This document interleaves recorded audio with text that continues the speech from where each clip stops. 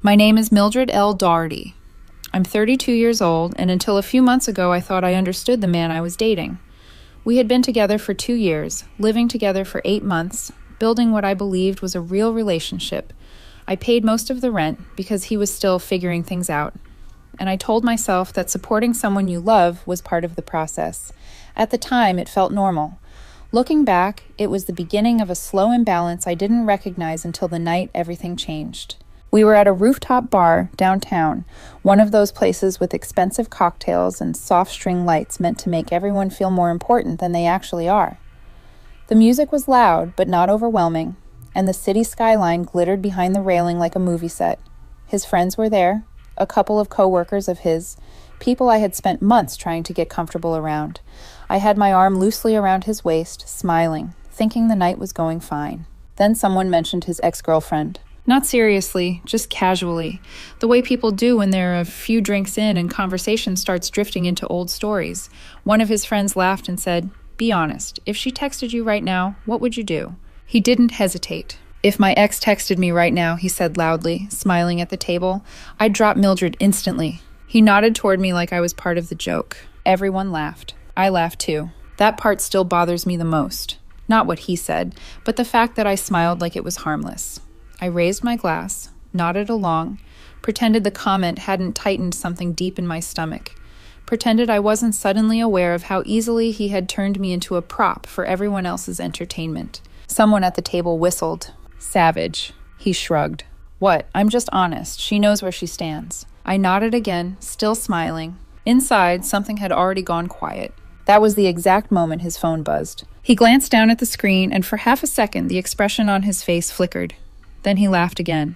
"Oh, wow," he said, lifting the phone slightly. "Your company just posted about your promotion." Heads turned toward me instantly. "Wait," one of his friends said. "You got promoted?"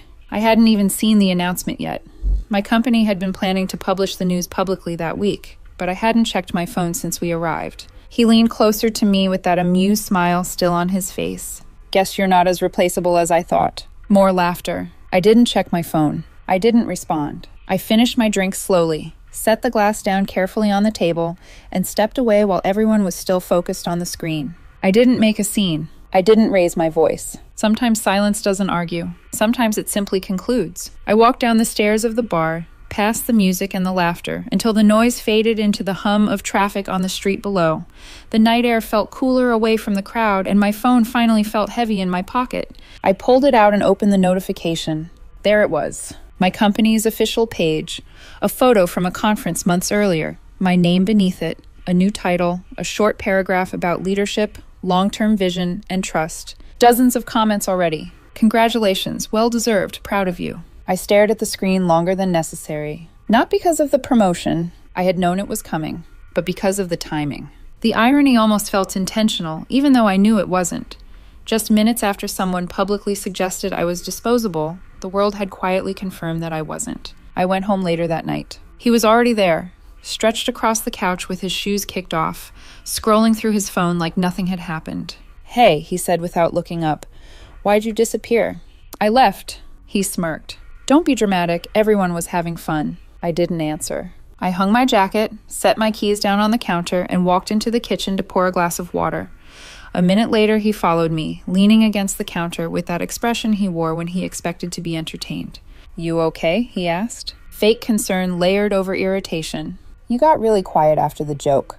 "It wasn't a joke," I said. He laughed. "Oh my God, you're still stuck on that?" He waved his hand dismissively. "Relax, you know I didn't mean it like that." I looked at him for a long moment, the ease with which he dismissed it, the expectation that I would swallow the moment the way I always had. "You said you dropped me instantly," I said quietly, in front of everyone. He rolled his eyes. "People exaggerate. Besides," he added, stepping closer, "my ex would never text me." "But if she did," I said.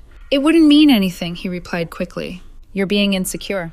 There it was. The word he used every time I reacted to disrespect. Insecure. He picked up his phone and waved it again. "See? Nothing." "Happy?" I nodded. Yeah, that seemed to satisfy him. He went back to the couch and resumed scrolling like the conversation had never happened. That night, lying beside him in the dark, I replayed the laughter over and over. The way nobody questioned it. The way I had smiled to make things easier for everyone else. And somewhere between those thoughts, something shifted. He hadn't embarrassed me. He had revealed himself. And once you see that clearly, you stop needing to argue. You simply begin pulling away. The next few days felt strangely calm. He even sent me the promotion post the following morning with a laughing emoji. Guess I'm dating a big shot now. No congratulations. No pride. Just ownership. I replied with a thumbs up emoji and went back to work. That was the moment he started noticing something had changed. You're acting different, he said that night during dinner. Don't let this promotion go to your head. I kept eating. It won't. He studied me like he was trying to find the exact spot where he could press harder. I just don't want you thinking you're suddenly above anyone. Above him, he meant. Above the role he had already assigned me. But something inside me had already stepped outside that role. And once that happens, going back becomes impossible. The morning after the bar, he acted like nothing important had happened. That was his specialty. He could reduce something sharp and humiliating to a harmless misunderstanding in under 12 hours if it served him. He sent me the promotion post like it was a funny little update he was entitled to share, then spent breakfast scrolling through comments on his own phone while I stood at the counter in work clothes drinking coffee that had already gone cold. People are really making a big deal out of this, he said. I glanced at him. It is a big deal. He smirked without looking up. Just don't let it inflate your ego. That line stayed with me through the entire workday. Not because it hurt, because it explained too much. I had spent 2 years translating him in real time, turning mockery into banter, disrespect into honesty, dismissal into stress. I kept giving him softer meanings than the ones he actually meant. But once you stop doing that, once you hear the sentence exactly as it was intended, everything becomes uncomfortably clear. At work, people congratulated me properly. My boss called me into her office and talked through the expanded role, the new team, the visibility it would bring. Coworkers stopped by my desk. One mentor from another department sent me a long message about how hard I'd worked for this and how happy she was to see it recognized. There was no performance in any of it, no edge, no correction tucked under the praise, just respect, simple, clean respect. That contrast sat with me all day. When I got home that evening, he was on the couch with the television on and one of those passive moods he wore like cologne when he wanted me to notice him. You're late, he said. I worked late. He muted the TV. You've been doing that a lot. So? What so? He said. I hope this promotion doesn't turn you into one of those people. I took off my shoes slowly. What people? He shrugged. You know, corporate, self-important, boring. I almost laughed. Not because it was funny, because it was so transparent. He needed to reduce the thing he couldn't control before it had too much power over the room. It won't, I said. That seemed to irritate him more than if I had argued. Over the next week, he started testing the edges of my silence. At dinner, he interrupted me mid-story to correct details that didn't matter. If I mentioned a meeting, he'd say, "It wasn't really a pitch, was it?" If I referenced a client, he'd smile and say, "You make everything sound more impressive than it is." If friends were around, he'd joke that I sounded so serious lately, so polished, so rehearsed. Everyone laughed because he knew how to lace cruelty with charm. And because I had spent so long smoothing those moments over, everyone assumed I was fine. He corrected me twice in one conversation, both times over things that had no impact on the story itself. He leaned back in his chair and told one of his coworkers, "She's great at work stuff. Emotionally, though, complete mess." More laughter. More of that same warm public atmosphere built on tiny humiliations. This time I still smiled, but it felt different. I wasn't shrinking anymore. I was observing. That was the shift. Not anger. Distance. On the drive home, he sighed dramatically, staring out the passenger window. "You were kind of boring tonight." I kept my eyes on the road. "Okay." He turned to look at me. "You used to be more fun." I didn't answer. "Success doesn't make you interesting," he added, voice light. "Just so you know." That line stayed with me too. Not because it wounded me, because it named the whole pattern. He needed me smaller so he could feel bigger. Needed me uncertain so he could feel chosen. Needed me reactive so he could keep setting the tone. The promotion wasn't the problem. The public proof of my value was. It had interrupted a dynamic he thought was stable. He could tease me, compare me, diminish me, and I'd laugh at the right places and keep the peace. But once something outside the relationship reflected me back to myself in a different light, he lost his advantage. That night while he slept, I opened the notes app on my phone. I didn't write feelings. I wrote facts. Rent. I paid most of it for 8 months. Utilities, split on paper, uneven in reality. Groceries, mostly me. The conference I skipped because he said being away that weekend would make him feel abandoned. The networking dinner I missed because he picked a fight that afternoon and then acted hurt when I still tried to go. The times he compared me to people I'd never even met. The jokes, the comments, the places I had made myself smaller to keep him comfortable. Then at the top of the page, I wrote a date 6 months ahead. Not a deadline, a checkpoint. I wanted something solid to look back at if I started doubting myself. Proof of pattern. Proof of who I was becoming. Proof that if I stayed, it would be a choice made in clarity, not confusion. By the second week after the bar, he started escalating. Subtly at first. "Must be nice getting all this attention at work," he said one morning while buttoning his shirt. "Just don't start thinking you're special." I poured coffee and said nothing. That bothered him. Silence confused him because it gave him nothing to work with. No reassurance, no defensiveness, no opening. So he pushed harder. One night we were watching television when he said casually, like he was commenting on the weather, "You know, my ex would have handled that promotion way better than you." I muted the TV and turned toward him. "How so?" He leaned back, pleased to have my attention. "She just had more presence, more confidence. Not this quiet, brooding thing you've been doing lately." There it was again. Comparison disguised as commentary. I nodded slowly. "Sounds like you really admire her." He scoffed. "Don't be dramatic, I'm just saying." He was always just saying, just being honest, just joking, just pointing something out. Every sharp thing wrapped in plausible deniability. Every cut delivered in a tone that made your reaction look like the problem. A few days later, he asked if I could cover a larger share of the rent again, because he was between opportunities. I agreed without discussion. Not because I felt obligated, because by then I was already planning my exit, and peace was useful while preparing. That same night, he posted a story of a drink at some dimly lit bar after meeting friends. The caption read, "Still waiting for someone who actually excites me." I saw it. He knew I would. He came to bed late and never once looked in my direction. Lying there in the dark, I realized something important. He wasn't trying to leave me. He was trying to scare me into staying smaller. People like that rarely want the relationship to end. They want leverage. They want you uneasy, grateful, always reaching. They want the upper hand more than they want love. The promotion hadn't made him proud. It had made him nervous. And from that point forward, everything he did was about restoring the old balance. What he didn't know was that balance was already gone. I wasn't angry anymore. Anger can still be manipulated. I was preparing, and preparation is much harder to stop. By the third week, he noticed something had changed. At first, he couldn't quite identify it. He just sensed the difference the way people notice when a room suddenly gets colder. I wasn't arguing anymore. I wasn't defending myself. I wasn't explaining what I meant or clarifying what I hadn't meant. I was simply answering questions and moving on. "You don't even fight anymore," he said one night while I was putting on my jacket to leave for the gym. I paused near the door. "Do you even care if I leave?" he asked. I thought about it honestly before answering. "I care," I said. "I just don't panic." That unsettled him. Panic had always been part of the dynamic.